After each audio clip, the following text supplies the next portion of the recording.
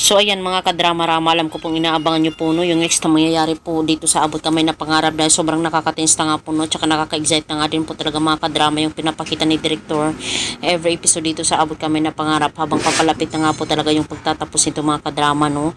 At alam naman po talaga natin mga kadrama na hanggang ngayon talaga itong si Moira ay nagtatagong pa rin talaga sa pangalan ni Morgana na hanggang ngayon talaga ay niluloko pa rin niya talaga yung buong tanyag, buong angkan ng tanyag, except lamang po talaga dito kay Zoe at saka itong si Justin.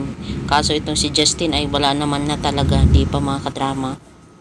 At alam naman po talaga natin mga kadrama na darating talaga din po tayo sa point na yun na maririnig talaga ni Annalyn itong si Morgana na mag-uusap talaga sila ni Olga at maririnig niya na talagang siya si Moira. At dahil nga po talaga dito mga kadrama ay talagang i-confront nga po talaga siya ni Annalyn. Totoo po talaga yung kanyang naririnig. Confirm po ba yung kanyang narinig na siya nga po ba itong si Moira.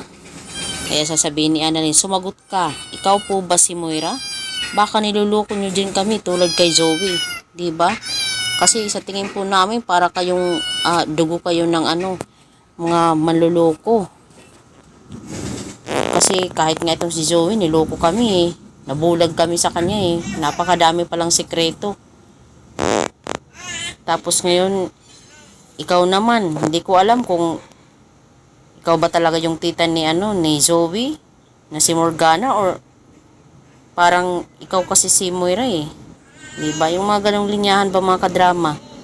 So itong si Moira naman ay talagang magbibingi-bingihan lang talaga siya mga kadrama no. So sasabihin ni Annalyn. Napapaaminin kasi siya ni Annalyn kung siya po ba talaga si Moira. Kaso nitong mga panahon na itong mga kadrama ay bingi-bingihan Israel talaga. Hindi kaya magiging defensive na naman itong si Morgana. May pruweba ka ba na ako si Moira? Diba? Yung mga ganoong linyahan po ba mga kadrama.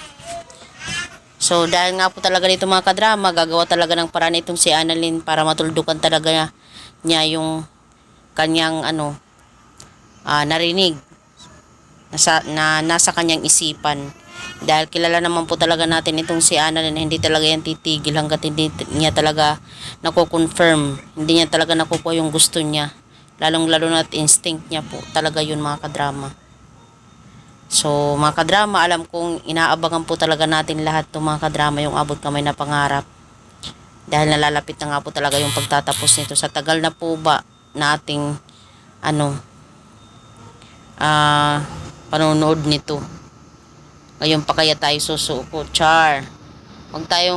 Walang sukuan. Laban lang.